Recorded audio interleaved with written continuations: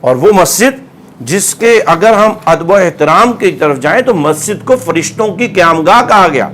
اس لیے اللہ کے نبی صلی اللہ تعالی علیہ وسلم نے ارشاد فرمایا کہ نہا عن ہاتین الشجرتین یعنی البصل والثوم وقال من اکلہما فلا یقربن مسجدنا.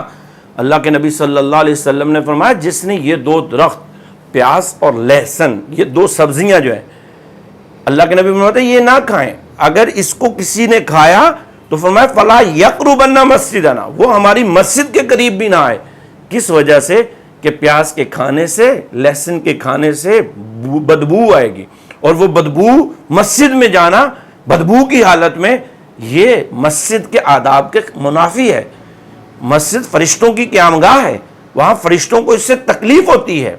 اب جس مسجد میں بدبودار چیز کھانا منع ہو جائے جس مسجد میں نجاست کو لے کے جانا منع ہو جس مسجد میں ناپاکی کی حالت میں حیض اور نفاس کے ایام میں عورت کا جانا منع ہو جس مسجد میں ناپاک بچے کو اور ویسے بھی بچے کو اور پاگل کو جانا منع ہو کہ کہیں یہ گندگی نہ پھیلا دے جس جگہ پر جوتا پہن کے جانا منع ہو جس جگہ پر سوال کرنا بھیک مانگنا یہ ناجائز ہو جس مقدس مقام پہ کسی قسم کی دنیاوی اناؤنسمنٹ اعلان کرنا چیزوں کی گمشدگی کا اعلان کرنا ناجائز ہو جس جگہ پر تجارت کو منع اور حرام قرار دے دیا گیا ہو جس مقدس مقام پر دنیاوی باتوں کو کرنا حرام قرار دیا گیا ہو جس شخص کے منہ سے بدبو آئے اس کو مسجد کی باؤنڈری میں جانے سے منع کر دیا گیا ہو پیاز کھانے سے منع کر دیا گیا ہو آوازیں بلند کرنے سے منع کر دیا گیا ہو جس مسجد کو اللہ نے یہ مرتبہ اور مقام دیا ہو اس مسجد کی حرمت کو اتنے بے باک انداز میں پامال کیا جائے اور پھر کہا جائے کہ مسلمانوں اپنے جذبات کو ٹھنڈا رکھو. کون سے جذبات آپ کہتے ہیں جس بندے پہ چھریاں چلی ہوں جس کی مسجد کو معاذ اللہ گندگی کا مرکز بنانے کی طرف باتیں ہو رہی ہوں. اور پھر صرف یہیں تک نہیں رکا ہم جیسے لوگ سمجھے شاید یہ ایک دفعہ ہوا غلطی ہو گئی لیکن پچھلے دنوں میں نے خود دیکھا ٹی وی پہ کہ کچھ لوگ اس پہ ڈیفینڈ کر رہے تھے اور انہوں نے برملا اس بات کا اظہار کیا کہ یہ پاکستان میں مساجد میں فلمی شوٹنگ یہ کوئی پہلی دفعہ تو نہیں ہوئی. علمان والحفیظ ہم کھڑے ہو گئے ہمارے رونگٹے گڑے ہو گئے کہ ہم مسجد کو فلموں کی عکس بندی اور گانوں کی شوٹنگ کے لیے اب معاذ اللہ کھول دیا جائے گا. اللہ تعالیٰ ہمیں اس برے وقت سے بچائے اور ہوش کے ناخن لینے چاہیے. آپ ذرا غور تو کیجئے جس آپ اپنے گھر میں جاتے ہیں آپ کا اپنا گھر ہے آپ جس طرح مسجد جائیں لیکن بازار جاتے ہیں آپ کا اپنا سٹائل ہے. ایک بے باک قسم کی عورت میڈیا پہ آ کے اظہار کر رہی ہے کہ یہ اپنی مندے کی چوائس ہے وہ جس طرح مسجد جائے مسجد میں. ارے تو کون ہوتی ہے اپنی چوائس کو مسجد میں لانے والی؟ ارے جس مسجد میں پہلا قدم رکھنے ابھی عورتوں کو تو احکام بھی نہیں ہے وہ مرد جو 5 بار مسجد میں جاتا ہے اس کو یہ کہا گیا ہے کہ بھئی تو جب مسجد میں داخل ہو پہلا دایاں قدم رکھ احترام کے پیش نظر اور پھر مسجد وہ مقام ہے جس میں داخل ہوتے ہوئے تیری زبان پہ آ جائے اللہم افتح لی ابواب رحمتک اے مولا اپنی رحمت کے دروازے میرے لیے کھول دے. اور جب تک تو مسجد میں رہے اس وقت تک تو اللہ کی رحمت میں ہے. سرکار صلی اللہ علیہ وسلم سے کہا گیا اللہ کے نبی کیا ہمیں بھی گوشہ نشین ہونے کی اجازت ہے؟ کیا ہم بھی جنگلوں میں جا کے گوشہ نشین ہو جائیں؟ تو میرے اور آپ کے نبی نے فرمایا تمہاری گوشہ نشینی مسجد میں بیٹھنا ہے. مسجد میں بیٹھ کے نماز کا انتظار کرنا یہی تمہاری گوشہ نشینی ہے. مسجد کے اندر ایک لمحہ بیٹھنا یا عبادت اللہ کی رحمت کا مرکز ہو. اور جس مسجد سے جب فارغ ہوں تو بازار میں قدم رکھنا ہے گلی میں قدم رکھنا ہے. اللہ اکبر. مسجد کو چھوڑنے کا تجھ پہ افسوس ہو اس لیے تو بایاں قدم باہر رکھ اور بایاں قدم رکھتے ہوئے بھی تو یہ سوال کر اے مولا جیسے میں تیری رحمت والی جگہ پہ قائم تھا اور تو مجھ پہ رحمت کر رہا تھا اللہم انی اسألک من فضلک و رحمتک، مولا اب میں اپنے کام کی وجہ سے مسجد سے باہر نکل رہا ہوں، پھر بھی میں تجھ سے تیری رحمت اور فضل کا سوال کرتا ہوں۔ جس مسجد میں ٹھہرے رہنے کا نام مقام رحمت میں ہم نشین ہونا ہو اور اللہ کے قرب میں بیٹھنا ہو، اس مسجد سے باہر نکلنا اپنے لیے مشکل گراں جاننا پڑتا ہے۔ اور اب آج ہم کس دور میں جا رہے ہیں؟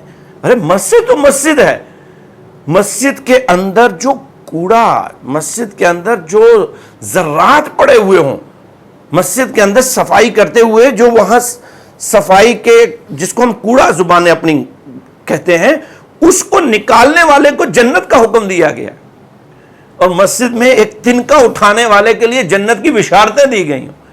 تو وہاں پہ یہ مناظر کرنے یہ وقت بھی آنا تھا، الامان ولا فیس۔ اور آج کہا جائے کہ جس کی جو مرضی ہے وہ کرتا پھرے۔ پاکستان میں جو ہوگا وہ قانون اسلام کے نام پہ ہوگا، اس کے مطابق ہوگا۔ اور آج جہاں ہم پوری دنیا کے اندر ایک منظر دیکھا اور ہماری روحیں تازہ ہو گئیں کہ ترکی کے اندر ایک عظیم لیڈر نے جہاں مسلمانوں کے مقدس مقام کو ایک لائبریری میں اور دیگر چیزوں میں چینج کیا ہوا تھا، وہاں رجب طیب اردگان قابل سلیوٹ، انہوں نے ایفرٹ کر کے کفر کی آنکھوں میں آنکھیں ڈال کے اس آیا صوفیہ کو مسجد کا درجہ دے کر کفر پہ لرزہ طاری کیا اور پورے کفر کو چیلنج کیا اور کہا عالم اسلام کا سینہ چوڑا کر دیا۔ اور دوسری طرف نام نہاد سیکولر کہلانے والا مودی ظلم کے پہاڑ گراتے ہوئے، لاکھوں کشمیریوں پہ مظالم کرتے ہوئے، عالم اسلام کے جذبات کو مجروح کرتے ہوئے عظیم الشان تاریخی مسجد بابری مسجد کو معاذ اللہ منظر میں تبدیل کر رہا تھا۔ اور وہیں انہی دنوں میں پاکستان میں مسجد وزیر خان جیسی عالی شان مسجد میں فلم کی شوٹنگ ہونا شروع ہو گئی۔ وہیں اسلام آباد پاکستان کے مرکز کے اندر مندر بنانے کی باتیں ہونا شروع ہو گئیں۔ جناب عمران خان صاحب، جناب عثمان بزدار صاحب، کیا آپ مسلمانوں کے جذبات کا خیال رکھتے ہوئے ان لوگوں کو قرار واقعی سزا دیں گے یا نہیں؟ کیا ہمارے یہ مطالبات آپ کے مطالبات نہیں ہیں؟ آپ تو ریاست مدینہ کے دعویٰ دار ہیں، آپ تو ریاست مدینہ بنانے کے دعویٰ دار ہیں۔ ریاست مدینہ میں تو میرے اور آپ کے نبی تو مسجد خود بناتے ہیں، مسجد کے آداب سکھاتے ہیں، اور آج ریاست مدینہ میں وہ بھی ریاست مدینہ والی گورنمنٹ کے انڈر آنے والی مسجد اوقاف، اس سے تو کہیں درجہ مصنف ہے۔ اس کا مطلب ہے ہم محفوظ سمجھے جس کو گلی محلے کے عام عوام چلا رہے ہیں۔ خدا را سنجیدگی سے اس پہ ایکشن لیجئے، صرف یہ نہ کہیے کہ ان بچوں اور بچیوں نے معافی مانگ لی ہے تو معاف کر دیا جائے، نہیں، ہمارے مطالبات ہیں کہ اس پورے عمل کے اندر جن لوگوں نے ان کو پرمیشن دی، جن لوگوں نے مسجد کے اندر، وہ انتظامیہ جنہوں نے مسجد کے اندر یہ سارا کچھ ہونے دیا، اور جن لوگوں نے، جس ایکٹر اور ایکٹریس نے یہ نازیبا اور غیر مہذب اور ناجائز عمل کیا، ان سب پہ مقدمات قائم کیے جائیں، ان کو صرف معافی نہ دی جائے، ان کو جیلوں میں ڈالا جائے تاکہ ان کو احساس ہو کہ ہم نے کیا کیا ہے۔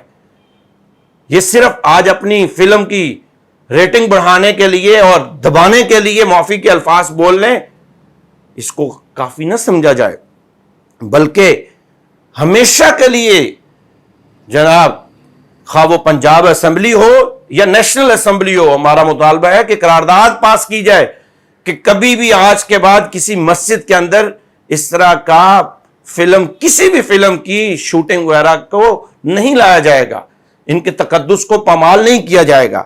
اور پھر اسی ضمن میں انتہائی افسوس سے کہنا پڑتا ہے آج ہمارے شاپنگ مالز کے اندر ہندو کلچر کو پروموٹ کیا جا رہا ہے۔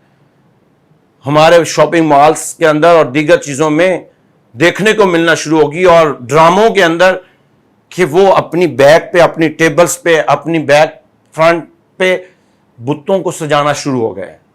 خدا کے لیے اسلام کی شخصیات کو، اسلام کے کلچر کو پروموٹ کیجئے، اس کو نہ پروموٹ کیجئے۔ اللہ تبارک و تعالی ہمیں وہ اعمال کرنے کی توفیق دے جس سے اللہ راضی ہو جائے گا۔